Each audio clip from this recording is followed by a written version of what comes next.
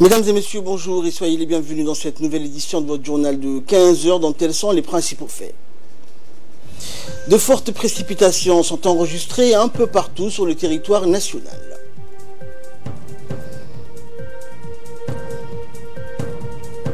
Et en nouvelle du monde, l'ONU craint une catastrophe humanitaire à Idlib où le régime syrien s'apprête à reconquérir cette région avec l'appui des Russes et des Iraniens. Merci à vous de nous rejoindre. Le représentant de la République de Djibouti aux Nations Unies, Ziad Douali, est intervenu hier devant les membres du Conseil de sécurité de l'ONU au sujet du différend frontalier qui oppose toujours la République de Djibouti à l'Érythrée, indiquant que le processus de médiation lancé par les Nations Unies avec l'appui de plusieurs pays dont le Qatar reste bloqué.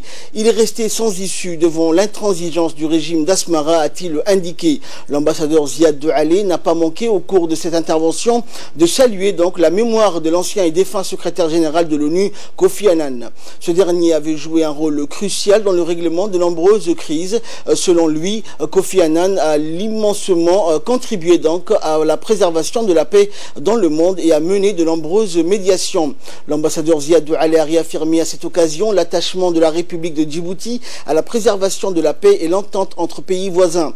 Il a plaidé pour un règlement pacifique du différend frontalier opposant la République de Djibouti et le régime d'Asmara qui nie toute occupation d'une zone frontalière dans le secteur de Douméra. Asmara continue en outre de démentir qu'elle détient en captivité plusieurs de nos soldats. L'intervention de notre ambassadeur à Washington donc est intervenue pour clarifier la position de la République de Djibouti suite au dernier développement qu'a connu la sous-région où les relations diplomatiques entre d'une part Addis Abeba et Asmara et Mogadiscio et Asmara d'autre part ont été rétablies. En cas donc l'échec du processus de bons offices qui est une forme de médiation, il faut recourir à la Cour internationale de justice pour garantir un règlement définitif et contraignant, a ainsi souligné l'ambassadeur. Djibouti veut bien que le secrétaire général, avec l'appui du Conseil de sécurité des Nations Unies, entreprenne un nouvel effort de médiation, mais que cette médiation soit limitée dans le temps, a-t-il ajouté. Mais si un accord s'avère impossible à atteindre, le différend doit être soumis à un arbitrage exécutoire, a-t-il précisé.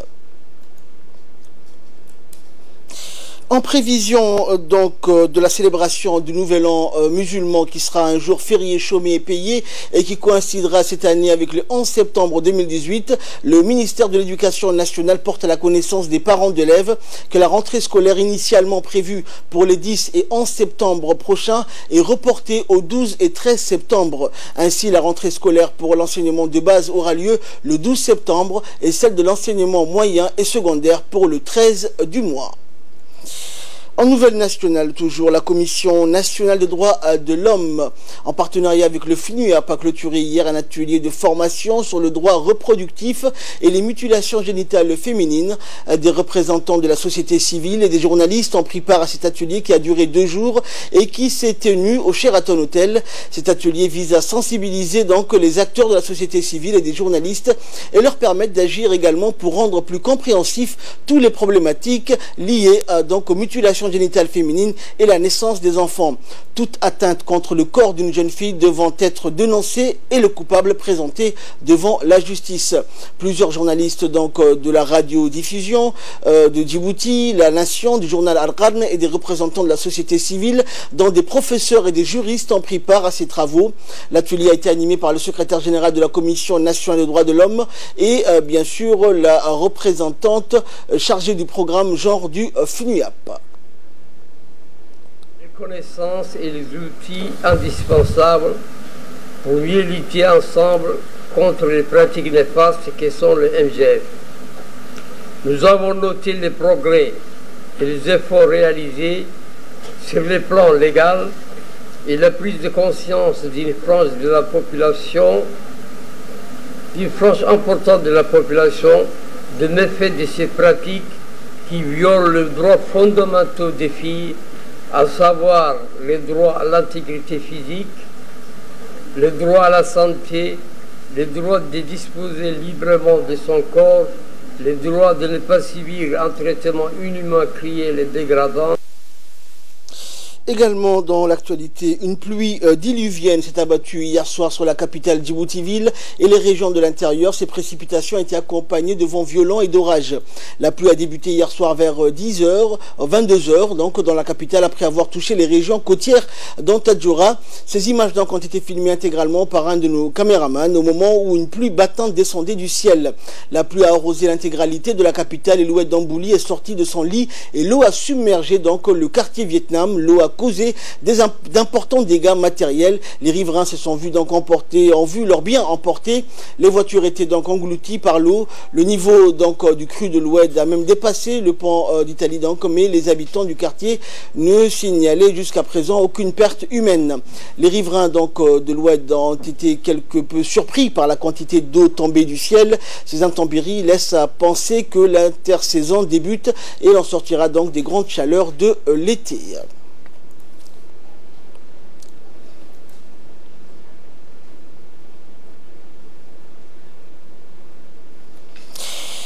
Et également donc dans l'actualité, dans la matinée donc d'aujourd'hui, une équipe de la RTD s'est rendue au service de la météorologie pour qu'un point de la situation puisse être esquissé. Les responsables de la météo nous ont indiqué que c'était une pluie estivale donc normale. Selon le directeur général du Centre national de la météorologie, cette pluie est normale donc, des fortes précipitations ayant eu lieu sur les hauts plateaux éthiopiens. La pluie a touché la majeure partie du pays, mais la pluviométrie est beaucoup plus importante sur la partie sud du pays, à savoir Ali Sabir, Holhol, Arta et Goubeto. Le nord de Tadjoura et sa région ont été légèrement arrosés. On l'écoute. Les pluies étaient fortes. La pluie à Ali Sabir, à Wea, à Arta, toutes ces régions. Puis les nuages qui se trouvaient au-dessus de ces régions ont débordé sur le littoral. Et ce qui a donné des petites pluies sur le littoral.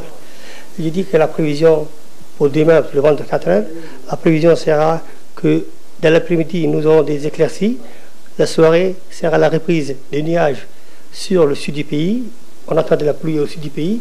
Et puis, ces nuages au sud du pays déborderont sur le littoral et donneront des pluies dès matin, Inch'Allah.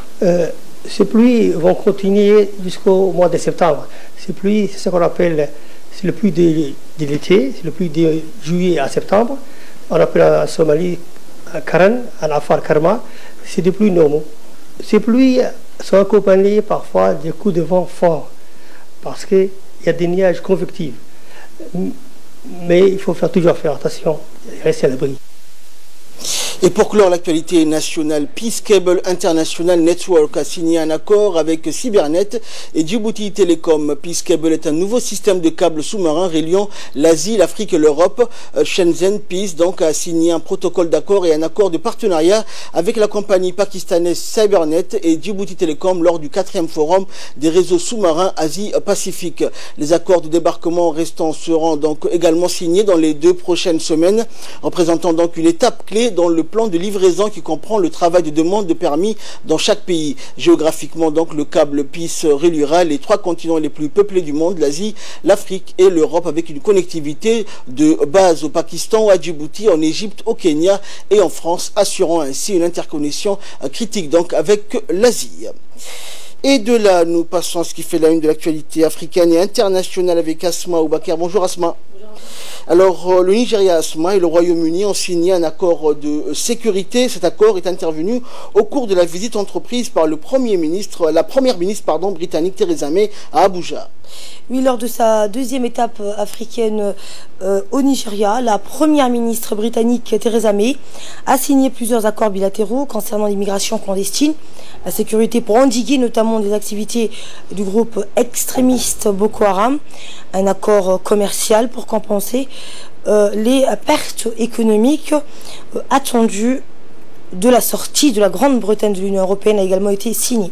Theresa May a rencontré donc à Abuja le président nigérien Muhammadu Buhari, qui a rappelé que des élections générales se dérouleront dans son pays en février 2019. Theresa May et Muhammadu Buhari ont signé un accord prévoyant une formation militaire pour des officiers et sous-officiers de l'armée nigériane, un soutien au département de la justice et une coopération commerciale et économique plus étroite. Alors Asma, c'était dans les titres de cette édition s'agissant donc du conflit syrien. Le chef de l'ONU met en garde contre une catastrophe humanitaire à Idlib. Oui, le secrétaire général de l'ONU a mis en garde contre les risques croissants d'une catastrophe humanitaire en cas de lancement d'une opération militaire d'envergure dans la province d'Idlib. Dans un communiqué qui fait suite à un avertissement similaire publié le 21 août par Washington, Landry Paris, Antonio Guterres souligne que toute utilisation d'armes chimiques est totalement inacceptable. Le secrétaire général a appelé le gouvernement syrien et toutes les parties à faire preuve de retenue et à se focaliser sur la protection civile. Fin de citation. Et en Amérique latine, Asma, les voisins du Venezuela se mobilisent face à la crise migratoire. Oui, alors que le Venezuela se rapproche de la faillite, des vagues de migrants continuent d'affluer dans les pays frontaliers qui tentent d'initier une politique commune. La Colombie et le Pérou se sont mis d'accord pour s'échanger des informations concernant les migrants accueillis. Et une réunion régionale a été avancée à début septembre. De son côté, le Brésil mobilise son armée. Au Brésil, le président Michel Temer mobilise de nouvelles forces armées dans le nord du pays, à la frontière avec le Venezuela, pour garantir la sécurité 10 jours après des violences qui ont vu des habitants chasser des migrants vénézuéliens. Et enfin, donc, Asma, en Birmanie, des milliers de personnes ont été déplacées après la rupture d'un barrage en Birmanie, donc qui a cédé après les grosses pluies de la mousson. Oui, un barrage a cédé hier en Birmanie après des pluies torrentielles dans la région de Bago, dans le sud du pays. Plusieurs milliers de personnes ont dû être évacuées. Les secours sont organisés pour évacuer des milliers d'habitants piégés dans leur maison après la rupture d'un barrage causé par les pluies de la mousson qui a inondé de nombreux villages et coupé la principale route du pays. C'est ce qu'ont annoncé les autorités. Le déversoir du barrage a cédé sous la pression de l'eau après des pluies torrentielles provoquant un afflux soudain d'eau qui a inondé les plaines rurales de la région de Bago à 70 km au nord-est de Rangoon. Merci Asma pour tous ces éclairages et merci à vous de nous avoir suivis. C'est la fin de cette édition. Excellent week-end sur Télé Djibouti.